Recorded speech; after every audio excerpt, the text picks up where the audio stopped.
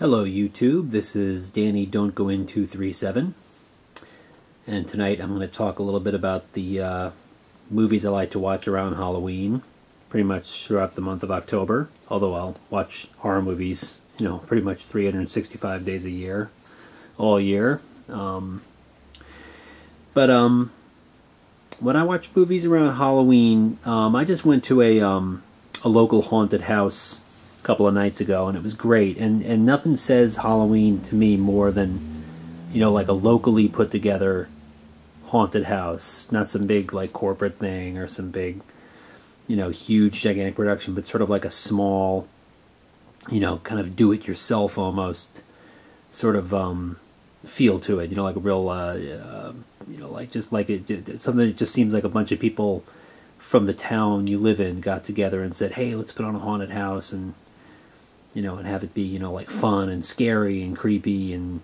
but still maintain that sort of,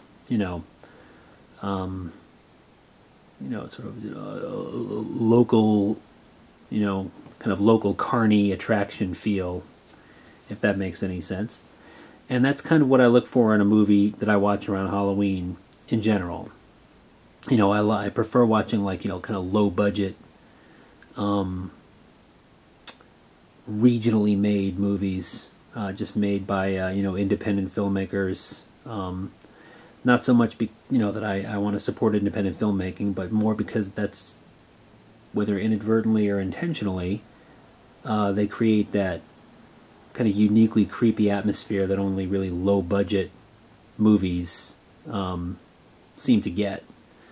So there's going to be a few exceptions to that criteria in this video, but go ahead and start with the obvious one. This one is one that I'm always going to watch every Halloween.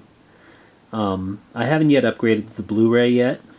I really like this copy. This is the Anchor Bay DVD. The colors, the soundtrack are all great. I've heard some complaints that they screwed up the color timing on the recent Blu-ray release, but then I've heard other people who say that it looks great, so we'll have to see. And while I'm not a huge fan of Halloween 2, I do have the double feature DVD of Halloween 2 and 3. I love Halloween 3. I agree, it's stupid, it's ridiculous, but I like it anyway.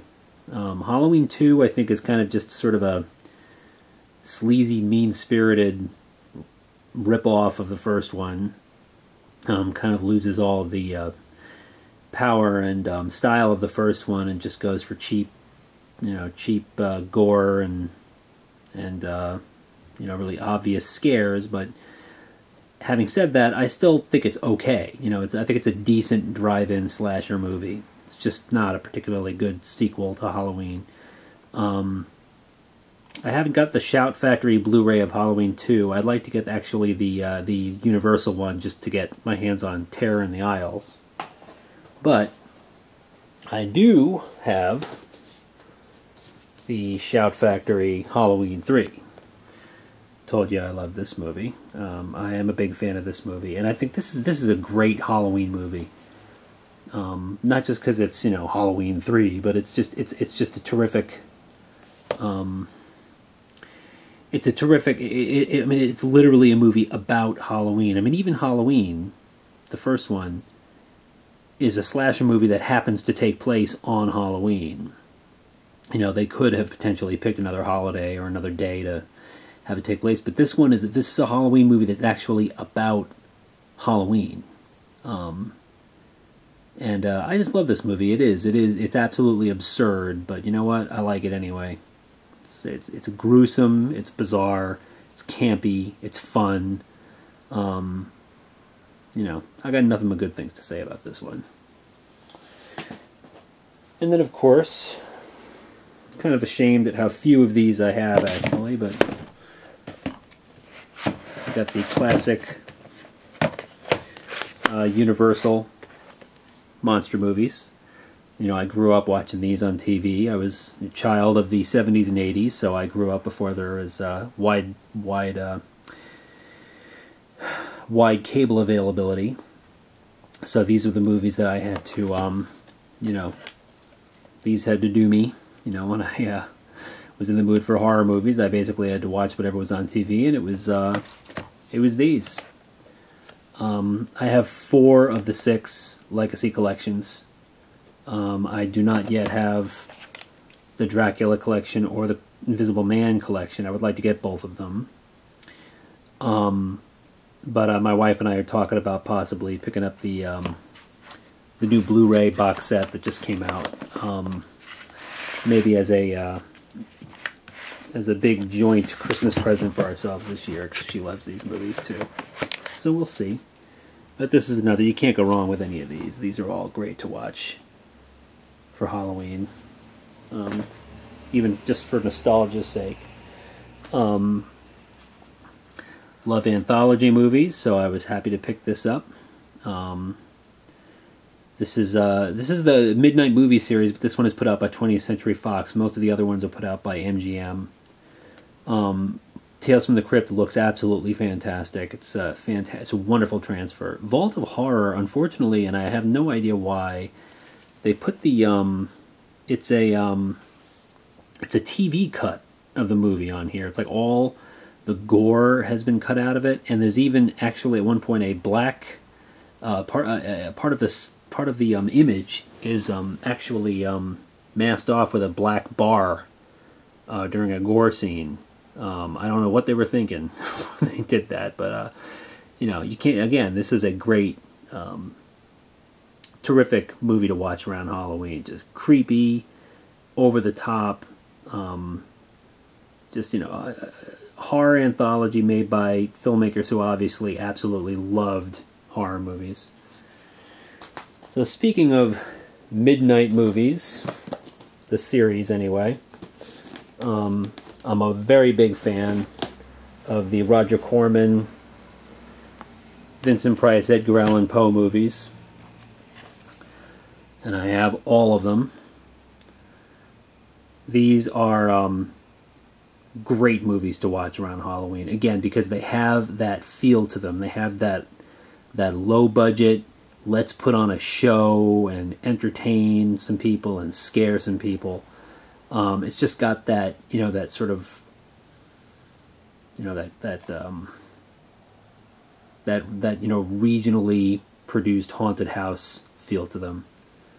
So this is possibly my favorite one, Pit and the Pendulum. I love this one. But Fall of the House of Usher, or as it's called on screen, just House of Usher, is no slouch. This one is really good, real good sense of macabre humor to it, and the ending, the last few minutes are really scary as hell. They still creep me out. Mask of the Red Death, another great one. Premature Burial, the only one of the 8 Corman, Price, Poe pictures that does not feature Vincent Price. Ray Milland is the star of that one, and he's great in it. A little switcheroo here. These are 2 movies by a director named Gordon Hessler, who took over for Roger Corman when he stopped making movies for AIP. They hired him to make movies that they promoted as Poe films, but they really weren't. Cry of the Banshee has next to nothing to do with Edgar Allan Poe, other than, you know, the tone of it. That definitely has a sort of a Poe feel to it. Murders in the Rue Morgue has nothing to do with the story. Murders in the Rue Morgue. It's actually more of a closer in plot line to Phantom of the Opera. But these are a lot of fun, these ones. They're not as good as the Corman ones. This is 2 more Hessler ones. Scream and Scream Again is demented. It's one of the weirdest freaking horror movies I've ever seen. Again, Oblong Box, nothing to do with the Poe story. It's got more of a kind of a H.P. Lovecraft feel to it, actually. Here's 2 more. Incredible Two-Headed Transplant and A Thing with Two Heads. I actually made A Thing with Two Heads Halloween costume one year, which went over pretty big at a horror convention I was at. These are a lot of fun. These 2 movies. These are the epitome of ridiculous, but These two are good Halloween watches if you just want to watch something fun. Comedy of Terrors and The Raven. My daughter she's 6 years old. She loves both of these movies.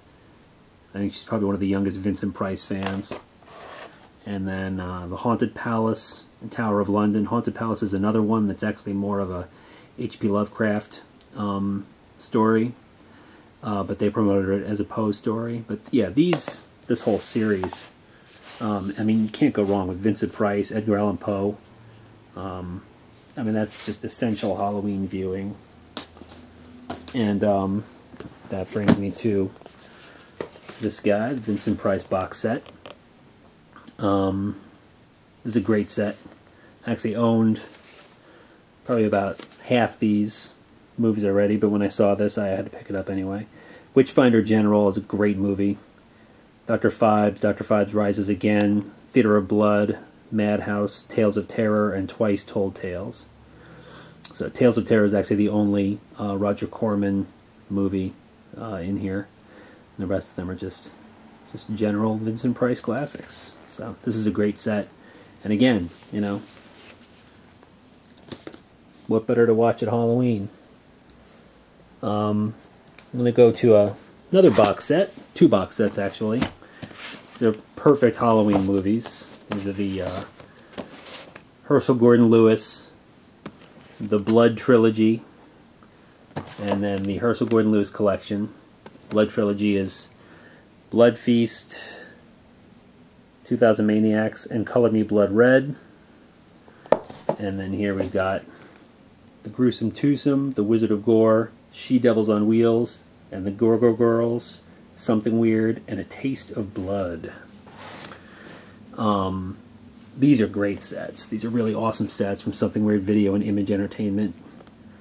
And again, I mean, especially like, you know, a movie like The Wizard of Gore practically is a locally put on haunted house. I mean, it's just a goof. It's nothing more than just, you know, one gory set piece after another. It's all done on a stage, and you know, it's absurd. It's ridiculous. You could tell the cast are all having a great time. You know, these movies were not meant to be taken seriously. They're just silly, over-the-top gore fests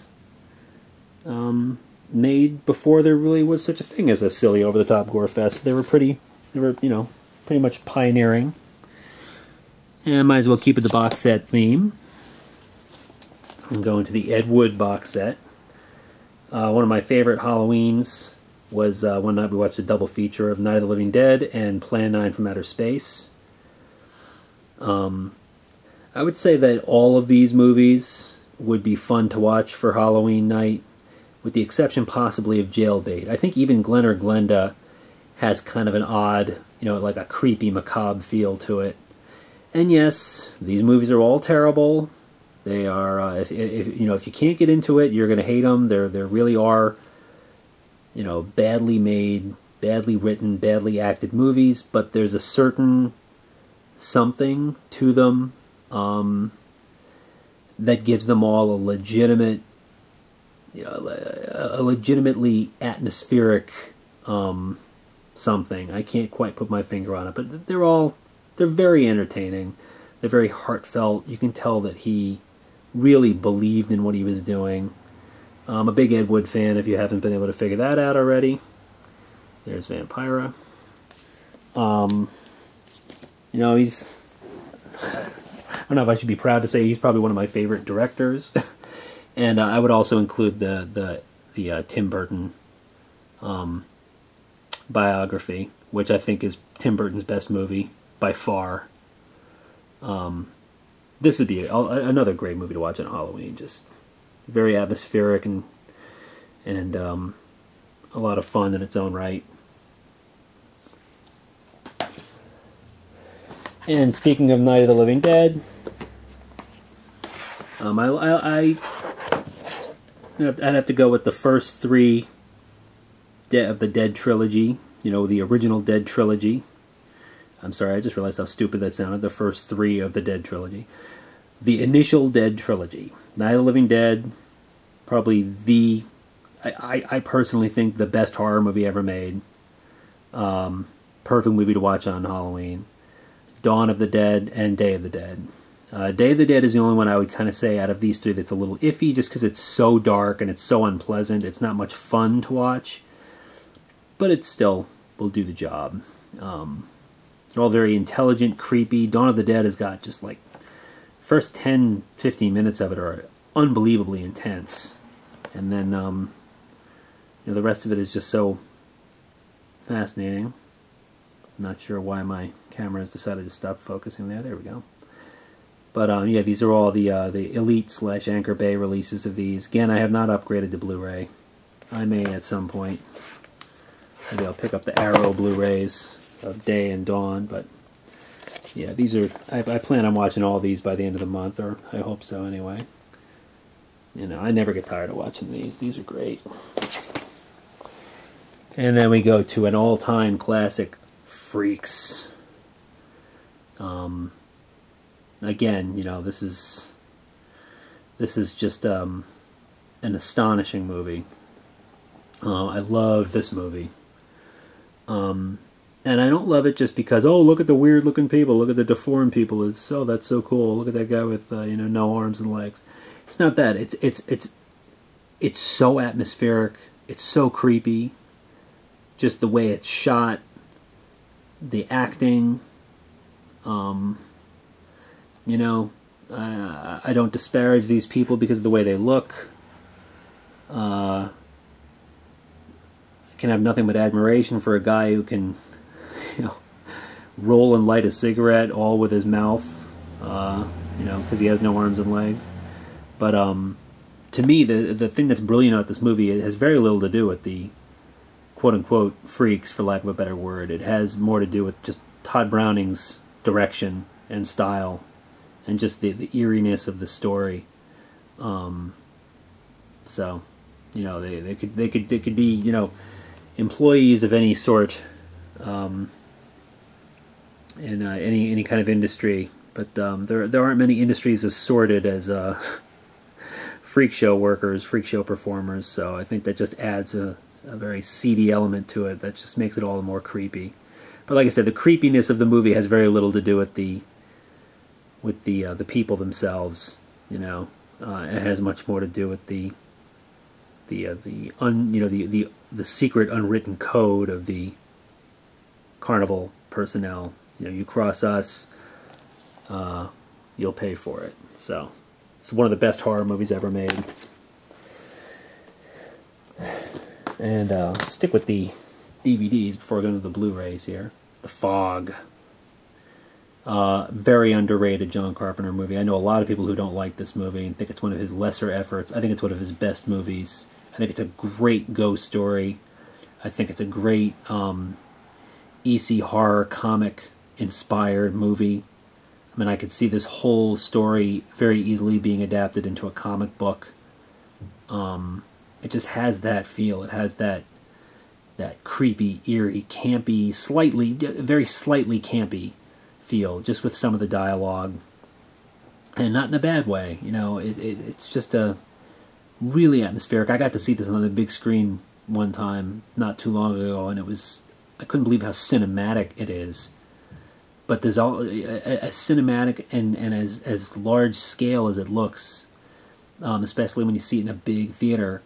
It's still got that small town mysteriousness to it, and I think that he captured that with this movie better than any of his other movies, including Halloween. This one has just got a rich atmosphere and a very creepy atmosphere, but at the same time it's a lot of fun. So I think I might actually watch this. Choice between this and something else for Halloween. I might have to go with this one. I haven't watched this in a while. I really love this movie. Oh. Evil Dead 1. The special edition booklet. I won this at a horror convention. This is really neat. But, I mean, talk about a low-budget horror movie. Talk about a low-budget, regionally made horror movie. Can't get much more than that than Evil Dead. Slightly bigger budget remake, but no less outrageous and insane as Evil Dead 2. These are both, these are both just absolute classic, low budget horror extravaganzas. Absolutely fantastic movies. Just so energetic, so atmospheric, so insane, and brilliantly made. Perfect movies for Halloween. Gory, scary, creepy, insane, but a lot of fun. And that brings me to the Deadly Spawn. Deadly Spawn is like, was promoted as being like sort of a semi-sequel, or at the very least knockoff of Alien, but it's actually much more close in tone and plot to Night of the Living Dead. And again, this is another movie that just, you get the feeling that some people just scraped together some money and said, hey, let's make a really gory horror movie. Wouldn't that be fun? You don't get the feeling that there was even, that they were even trying to make money making this movie. They were just trying to make a really wild, crazy horror movie for other monster movie fans out there. This movie's pretty wild. Some great effects, really great music, and you can tell that it cost, that it cost next to no money to make, but that just adds to the charm. Yeah, this is another movie I love. This is another movie I could watch anytime. But yeah, this is a perfect Halloween movie. This fits right in with what I was talking about already. That low budget seediness. And might as well mention this one. This is a real nice set. Lady Frankenstein is another ultra low budget movie that somehow they got Joseph Cotten to star in. Lady Frankenstein and the Velvet Vampire are both a lot of fun. They're both, really classic, sleazy 70s horror movies. I haven't seen the other two. I can't comment on them, but these two are a lot of fun. Lady Frankenstein is a lot of fun. Rosalba Neri has got probably the most incredible butt in the history of horror movies, and it's worth watching just for that those couple of moments that it's on screen. So I figure that's worth mentioning. Don't you think it's worth mentioning? I do. So to get into the Blu-rays that I got, Creepshow. I had the pleasure of seeing this at the drive-in when I was a kid, and even then I remember thinking to myself, this is a special night. This is a special movie to see at the drive-in. Great movie to watch at Halloween. Perfect. It fits the mold perfectly. Low budget. Made in and around Pittsburgh by local filmmakers, starring a cast of B-movie actors. And it's a movie that gets it. It gets it. The filmmakers knew exactly what audience they were targeting, and they knew what that audience wanted to see, and they captured it perfectly. Great. George Romero and Stephen King teaming up together to make a movie. I mean, how can you possibly complain about that? And another great anthology movie. Again, a movie, for all intents and purposes, about Halloween. This is a much slicker movie. I don't know how big of a budget it had, but it definitely looks much more slick and I hate to say competently made, but it's obvious that it was made by really professional film crew with all of the bells and whistles at their fingertips. And yet, despite that, this keeps that same feel. You still get the feeling this is made by people who absolutely love Halloween, love horror movies. This is a lot of fun. This is going to go down, I think, in history as a Halloween classic. Not just because it's called Trick or Treat and it takes place at Halloween, but just because it just, again, it gets it. It's a movie that the filmmakers got it. They got it just right. Yeah, I really love this movie. Terrific, terrific movie. Texas Chainsaw Massacre. I think this, as much as Eraserhead or Un Chien Diallo, if I pronounced that correctly, or any other sort of waking nightmare, like a movie where you just feel like you're caught inside a nightmare you can't get out. This movie is just a demented fever dream of a movie. It's this is one of the most outrageous, insane horror movies of all time. It's like being trapped in a carnival funhouse while, you know, high on mushrooms. Not for the faint of heart, but if you can take it, this is a great Halloween movie. Again, low budget, made by local filmmakers, has that feel to it, but much more nasty and mean-spirited than most, which is just fine with me. There's another little sort of exception to the rule, The Shining. Obviously, it's cost close to $20 million to make, so it's by no means a low-budget movie, but this is, again, this is like The Fog. It's just a great ghost story. You know, and whether you believe, you know, movies open to interpretation as to whether there's actually, whether it's a ghost story or whether it's just a story of a guy losing his mind. But I like to think of it as a ghost story. And I think what's so scary about it is not the fact that there's ghosts in it, but the fact that the ghosts don't ever actually make him do anything. Ghosts don't, all the ghosts do is manipulate. They just nudge in the right direction. Ghosts never actually do anything other than, you know, the one scene, without giving anything away, where they let him out of the room. It's the only time they ever have any kind of direct, you know, direct effect on what's going to happen. Other than that, it's all kind of just manipulation and suggestion and, you know, when I had this problem, you know, this is what I did. So, you know, this is easily one of the best horror movies ever made. It's an unbelievably creepy movie. And you barely even notice the time passing when it's like, you know, over 2.5 hours long, but you don't even notice it. These are also just in random order in case you haven't figured that out. I don't really have any kind of order here.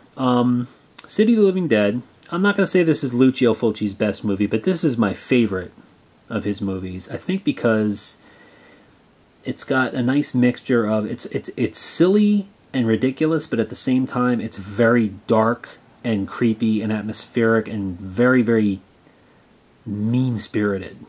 But at the same time, it's also very kind of, it's also, like I said before, it's very silly. You know, you never get the feeling you're supposed to be taking it seriously. But, you know, any movie that, you know, barely an hour and a half long and has, you know, a person getting his head impaled on a drill, and a girl vomiting up her intestines, and people getting their brains squashed out, and a rainstorm of maggots is, I think, worth a look. And this has that. This keeps that tone, that sort of low-budget regional tone that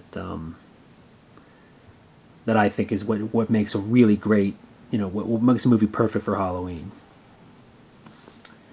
And to wrap it up, this is another goes without saying one. Rocky Horror Picture Show.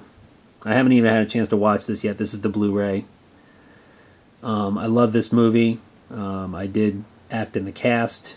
You know, the floor show, not the play, but the you know, I was Eddie in the you know, the shadow cast in front of the screen for a couple of years. You know, I love this movie. It's just terrific. A lot of fun. You know,